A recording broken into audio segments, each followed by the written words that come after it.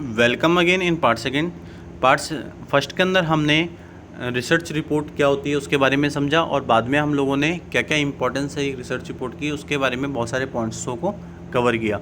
इस पार्ट के अंदर हम रिसर्च रिपोर्ट के लेआउट के बारे में पढ़ेंगे कि रिसर्च रिपोर्ट की जब हम एक डिज़ाइनिंग करते हैं तो उसके अंदर किस तरीके का लेआउट हम रखते हैं। तो the layout of the report means as to what the research report should contain. एक comprehensive layout of the research report should comprise A. Preliminary pages, the main text, and last one is end matter. Let us deal with them separately. Layout का मतलब क्या होता है report के अंदर कि जो भी हम रिपोर्ट के अंदर जो भी रिसर्च की है जिसके रिगार्डिंग हमने रिसर्च किया उसको किस तरीके से हम उसके अंदर कंटेन करके रखेंगे। एक कॉम्प्रिहेंसिव लेआउट के लिए हम रिसर्च रिपोर्ट के अंदर कुछ फॉलोइंग पॉइंट्स को कंप्राइज करते हैं जो कि उसके प्रिलिमिनरी पेज से रिलेटेड होती है, मेन टेक्स्ट से रिलेटेड होती है और लास्ट में उसका एंड मैटर होता है। अब इसको हम लोग एक सेपरेटली अलग अलग पढ़ते हैं। ए जो हमारा पॉइंट है वो है preliminary pages. In its preliminary pages the report should carry a title and date followed by acknowledgement in the form of preface or foreword. Then there should be a table of contents followed by the list of tables and illustrations so that the decision maker or anybody interested to reading the report can easily locate the required information in the report। जो preliminary page होती है वो report के title को और उसकी date को carry करती है कि किसके रिगार्डिंग किस पर्टिकुलर प्रॉब्लम के रिगार्डिंग हमने वो रिसर्च की है और किस टाइम पीरियड पे वो रिसर्च को हमने लोगों को अवेलेबल कराया है। उसके थ्रू हम लोग एक एक्नॉलेजमेंट देते हैं जो कि एक हमारी रिसर्च रिपोर्ट का प्रीफेस या फॉरवर्ड होता है। उसके बाद हम लोग उस रिपोर्ट के अंदर कुछ टेबल ऑफ कंटेंट्स डालते हैं जो कि लिस्ट ऑफ टेबल्स होती हैं जिससे जो रीडर होता है उसको इस किसी भी पर्टिकुलर डिसीजन मेकर में हेल्प करता है और वो इजीली तरीके से जो भी इंफॉर्मेशन होती है पर्टिकुलर किसी रिपोर्ट के अंदर उसको इजीली तरीके से फाइंड आउट कर सकता है। प्रिलिमिनरी सेक्शन के अंदर जो सबसे पहला जो पार्ट होता है वो होता है टाइटल पेज, सेकंड होता है एक्नॉलेजमेंट अगर कोई है तो, थर्ड होता है टेबल ऑफ कंटेंट्स, फोर्थ होता है लिस्ट ऑफ टेबल्स अगर कोई है if any, list of figures if any and last one is abstract. अब हम इसको एक एक करके रीड कर रहे हैं। जो सबसे नंबर वन है title. The title needs to consistently state the topic of the report. It needs to the informative and descriptive so that someone just reading the title will understand the main issue of your report. You don't need to exclude excessive detail in your title but avoid being vague and too general. जो title होता है वो हमारा किसी particular topic के regarding एक content होता है जिसके बिहाफ पे हम उस इन्फॉर्मेशन को डिस्क्रिप्टिव तरीके से प्रेजेंट करते हैं जिससे कि जो भी इसको पढ़े जो भी इसको रीड करे तो वो पर्टिकुलरली इशू के बारे में समझ जाए कि वो रिपोर्ट किसके बिहाफ पे बनाई गई है। ये इसके अंदर जो भी हम डिटेल्स डालते हैं पर्टिकुलर किसी टाइटल के रिगार्डिंग उसके अंदर हम किसी भी तरीके के वैल्यू को प्रेजेंट नहीं करते हैं, उन चीज़ों को हम अवॉइड करते हैं, उसको एक जर्नली का तरीके से प्रेजेंट करते हैं। सेकंड है हमारा abstract, also called the summary और executive summary. This is the shop window of for your report. It is the first and sometimes the only the section to be read and should be the last to be written. It should enable the reader to make an informed decision about whether they want to read the whole report. The length will depend on the extent of the work reported, but it is usually a paragraph or two and always less than a page. जो abstract होती है वो हमारी report का एक shop window होती है जिसके अंदर हम पर्टिकुलर सेक्शन के बिहाफ पे हम कुछ चीज़ों को राइट करते हैं जो कि एक पर्टिकुलर रिपोर्ट के स्टार्टिंग में या उसके एंड में दी जाती है। इसके अंदर हम ये इनेबल करते हैं कि जो भी रीडर एक पर्टिकुलर किसी भी इंफॉर्मेशन के रिगार्डिंग डिसीजंस कर रहे हैं वो इस पूरी रिपोर्ट को ना पढ़ के सिर्फ उसके एब्स्ट्रैक्ट को पढ़ के उस चीज़ के बारे में समझ जाएं। अगर जो लेंथ होती है एब्स्ट्रैक्ट की वो ज़्यादा कॉम्प्लिकेटेड नहीं होनी चाहिए, उसके अंदर जो भी हम इंक्लूड करते हैं वो पर्टिकुलर एक पैराग्राफ या एक दो लाइन के थ्रू उसके अंदर एक्सप्लेनेशन देते हैं, वो एक पेज से ज़्यादा कम की नहीं होनी चाहिए। एक good way to write an abstract is to think of it as a series of brief answers to question they should be probably include.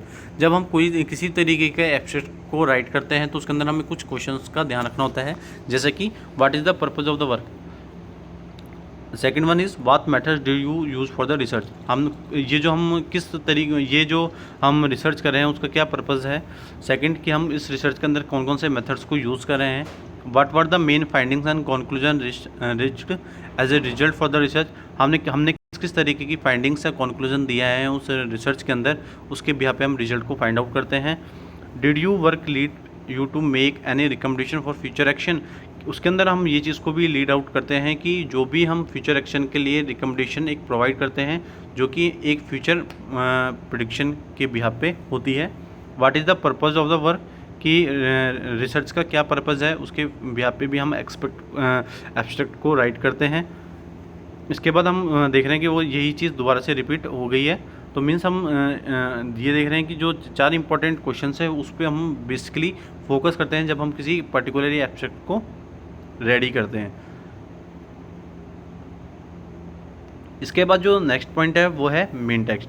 The main text provides the complete outline of the research report along with all details. Title the research study is repeated at the top of the first page or the main text and then follows the other details on the page numbered consecutively beginning with the second page. Each main section of the report should begin on a new page. The main text of the report should have the following section.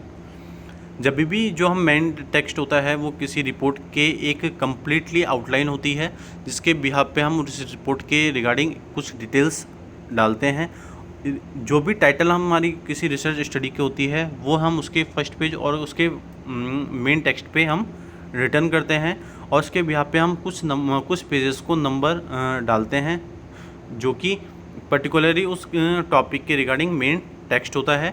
उसके अंदर जो sections होते हैं वो basically जो भी section हम उस रिपोर्ट के अंदर डालने वाले हैं वो एक न्यू पेज के बिगिनिंग से स्टार्ट करना होता है हमें।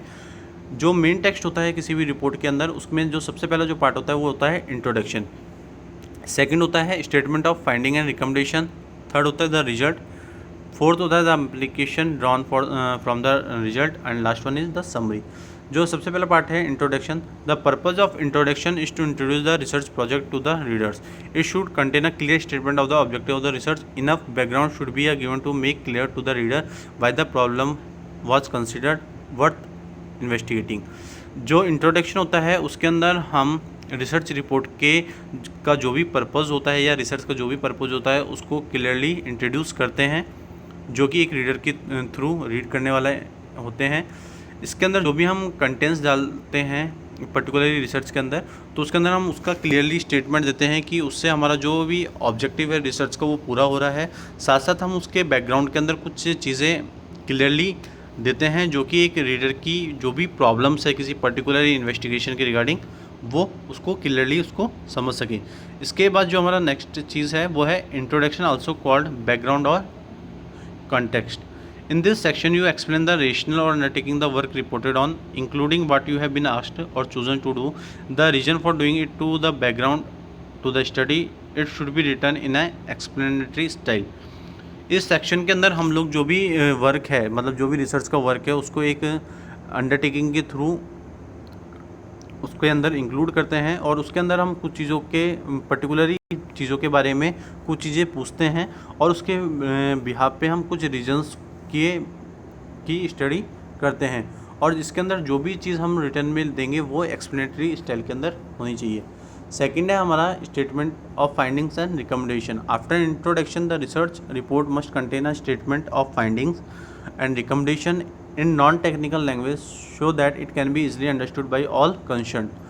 If the finding happen to be extensive and this point they should be put in the summarised form.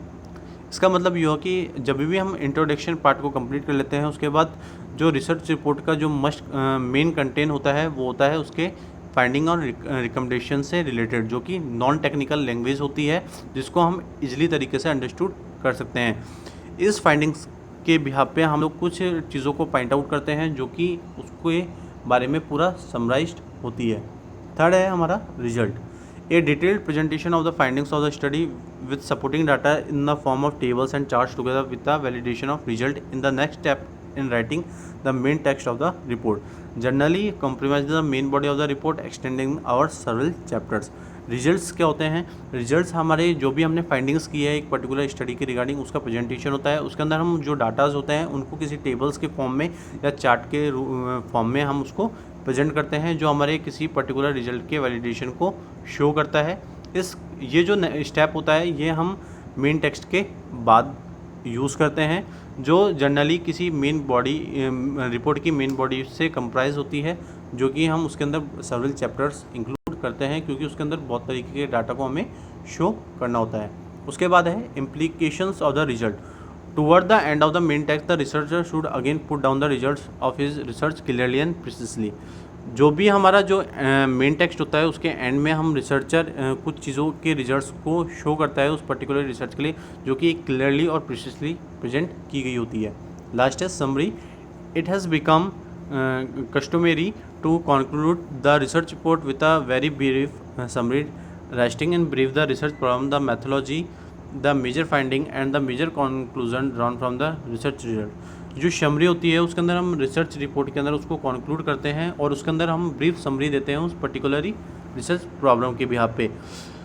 इसके अंदर हम कुछ मैथोलॉजी को भी फाइंड आउट करते हैं कि किस तरीके की हम इस रिसर्च के अंदर मेथड्स यूज़ कर रहे हैं, और उसके अंदर हम कुछ मेजर फाइंडिंग्स और कंक्लूजन को भी ड्रॉन करते हैं, जो कि पर्टिकुलरली रिसर्च के रिजल्ट से होते हैं। सेकंड है review of related literature and analysis of previous research. Literature survey also called a literature review और survey review of research. This is a survey of publication, book, journals, authoritative website, sometimes conference papers, reporting work that has already been done on the topic of your report. It should not include studies that have direct relevance to your research।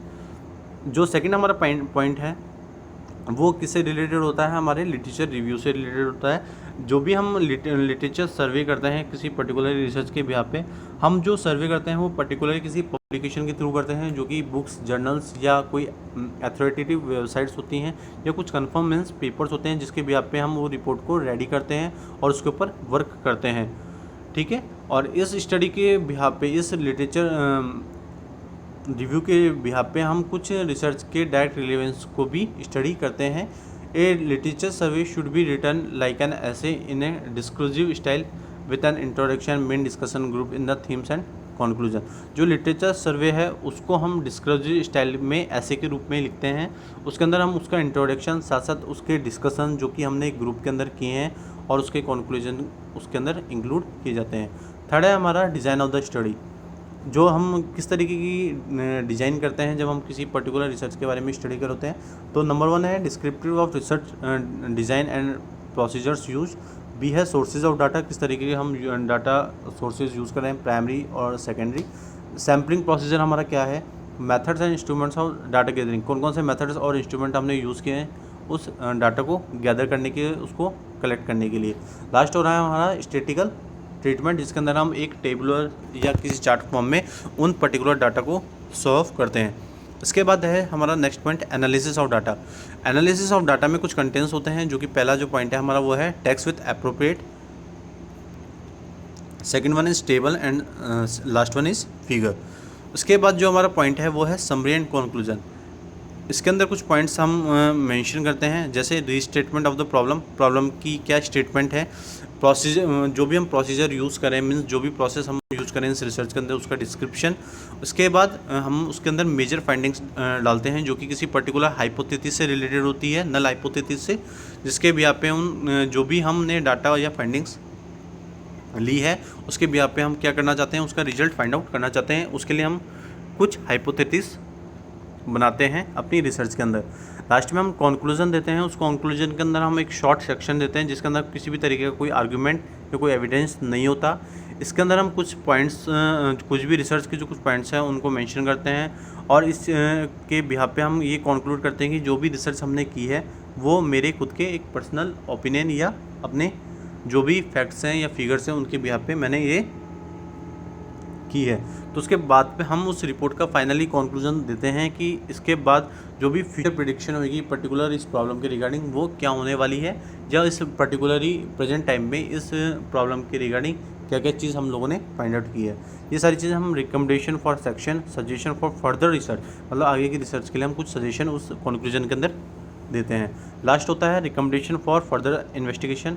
कुछ recommendation होती हैं हमारी further investigation, जो भी इसके आगे कोई भी रिसर्च करने जाएगा तो उसके लिए इसके बिहाफ पे, इस रिकमेंडेशन के बिहाफ पे वो आगे उसकी रिसर्च कर सकता है। लास्ट होता है and matter. At the end of the report appendices should be enlisted in respect of all technical data such as questionnaire, sample information, mathematical deviation and the like ones. Bibliography of sources consulted should also be given. Index and alphabetic listing of names, places and topics along with the number of pages in a book or report or in which they are mentioned or discussed should invariably be given at the end of the report.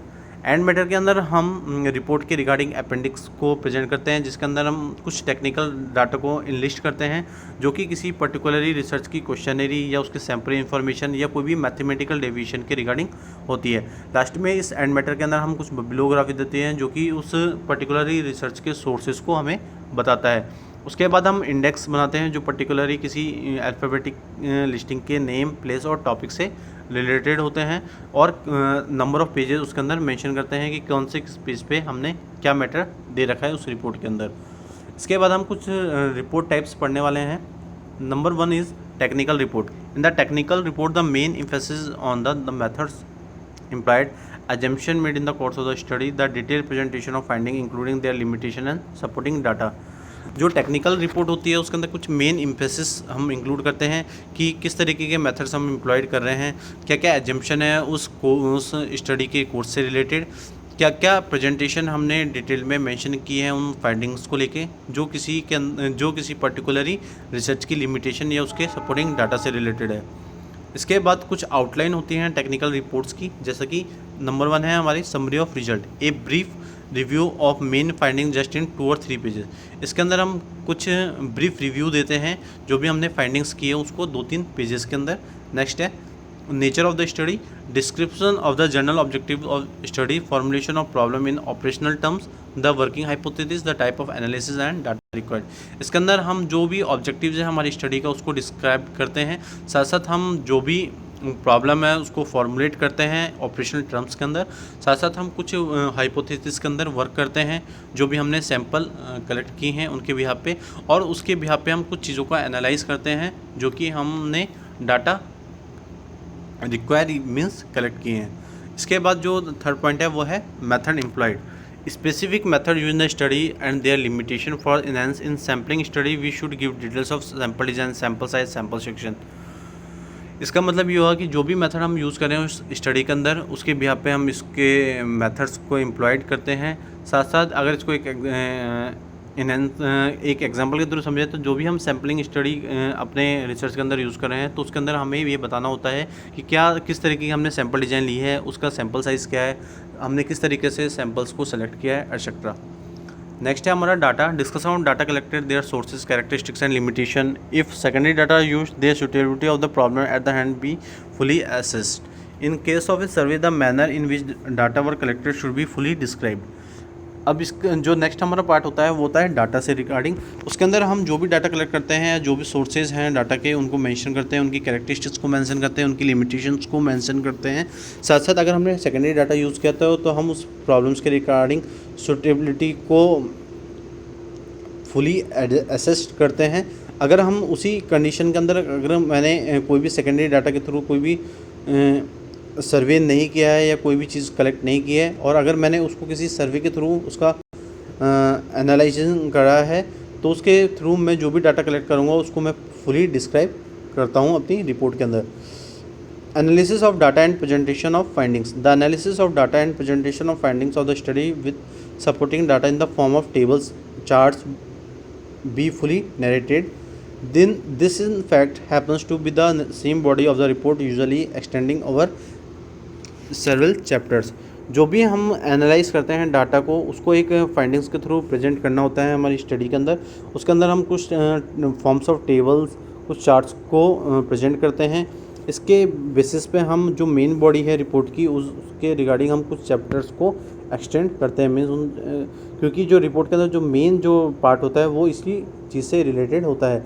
इसके बाद हम conclusion देते हैं। उस conclusion होता है a detailed summary of the findings and the policy implementation drawn from the result to be explained, कि हमने जो भी समरी फाइंड आउट की है पर्टिकुलर किसी रिसर्च के रिगार्डिंग, उसके अंदर हमने किस तरीके की पॉलिसी को इम्प्लीमेंट किया है, किस तरीके के सैंपल ड्रॉन किए हैं, और जो भी हम रिजल्ट देना चाहते हैं पर्टिकुलरली कंक्लूजन के थ्रू, वो हम इसके अंदर मेंशन करते हैं। 7th पॉइंट है हमारा bibliography of various sources consulted with be prepare and attached. Bibliography क्या होती है? बिब्लियोग्राफी एक तरीके के सोर्सेज होते हैं जहाँ से हम उस पर्टिकुलरली प्रॉब्लम के रिगार्डिंग चीज़ों को कलेक्ट करते हैं। जैसे कि मेरे को किसी पर्टिकुलर चीज़ के रिगार्डिंग, मतलब किसी भी पर्टिकुलर रिसर्च प्रॉब्लम के रिगार्डिंग कुछ चीज़ फाइंड आउट करनी है, तो मैं उसको कहीं से भी, बुक से, मैगजीन से, या कहीं से भी मैं उसको फाइंड आउट करता हूँ। तो उसके बिहाफ पे मुझे डिस्क्रिप्शन देना होता है कि वो चीज़ मैंने कंटेंट कहाँ से लिया है, किसके थ्रू लिया है, नेट के थ्रू लिया है, गूगल के थ्रू लिया है, किसी बुक के थ्रू लिया है, किसी मैगजीन के थ्रू लिया है। तो सब चीज़ बिब्लियोग्राफी के अंदर मेंशन की जाती है कि वो सोर्स आपने कहाँ से कलेक्ट किए हैं। लास्ट है हमारा सेकंड लास्ट है हमारा technical appendix. Appendix be given all technical matters related to the questionnaire, mathematical derivations, elaboration और particular technique of analysis and the like ones. Technical appendix क्या होती हैं? जो कि टेक्निकल मैटर से रिलेटेड होती हैं, जो कि किसी भी पर्टिकुलर रिसर्च की क्वेश्चनरी, उसके मैथमेटिकल डेरिवेशंस और किसी पर्टिकुलर टेक्निक को एनालाइज करने के रिगार्डिंग होती है। लास्ट जो पॉइंट होता है वो होता है index must be prepared and give universally in the report at the end. मतलब जो इंडेक्स होता है उसको हमें प्रिपेयर करना होता है कि हमने पर्टिकुलरली उस रिसर्च के अंदर किसी चीज़ों का यूज़ किया है, उसको पर्टिकुलरली एक टेबल के थ्रू हमें प्रेजेंट करना होता है रिसर्च की एंड के अंदर। सेकंड जो हमारी रिपोर्ट होती है वो है पॉपुलर रिपोर्ट। इससे पहले वाली रिपोर्ट हमने पढ़ी थी technical report. The popular report is one which gives emphasis on simplicity and activeness.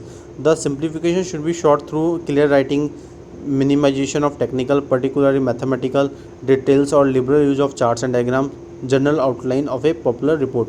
जो पॉपुलर रिपोर्ट होती है वो एक सिंप्लिसिटी को इम्फेसाइज करती है, कुछ एक्टिवनेस को इम्फेसाइज करती है, साथ साथ उसके अंदर हम कुछ चीज़ों को सिंप्लीफिकेशन तरीके से प्रेजेंट करते हैं, जो कि एक उसके थ्रू हम क्लियर राइटिंग, टेक्निकल चीज़ों को मिनिमाइज करते हैं, मैथमेटिकल चीज़ों का ज़्यादा यूज़ करते हैं, चार्ट एंड डायग्राम्स को लिबरल तरीके से या डिटेल तरीके से प्रेजेंट करते हैं। उसके अंदर कोई भी तरीके, और उसमें बहुत तरीके की जनरल आउटलाइंस उस पर्टिकुलरली पॉपुलर रिपोर्ट के रिगार्डिंग होती हैं। इसके अंदर जो पहला पॉइंट है हमारा वो है the finding and their implication. Emphasis in the report is given on the findings of most practical interest on the implication of these findings. इसका मतलब यह है कि जो भी इन्फेसिस है उस पर्टिकुलर रिपोर्ट के रिगार्डिंग, उसके जो फाइंडिंग्स हमने यूज़ किए हैं कि उसके बिहाफ पे हम कुछ भी प्रैक्टिकल इंटरेस्ट बनाना चाहते हैं सामने रीडर का, उसके अंदर जो भी इम्प्लीकेशंस हैं उसको हमें पॉपुलर रिपोर्ट के अंदर देनी होती है। सेकंड है हमारा recommendation for action. Recommendation for action on the basis of the findings of the study is made in the section of the report. Recommendation क्या होती है कि जो भी हमने फाइंडिंग्स उस स्टडी के रिगार्डिंग हमने कलेक्ट की है, उसके बिहाफ पे हम उसको एक रिपोर्ट के एक सेक्शन में मेंशन करते हैं।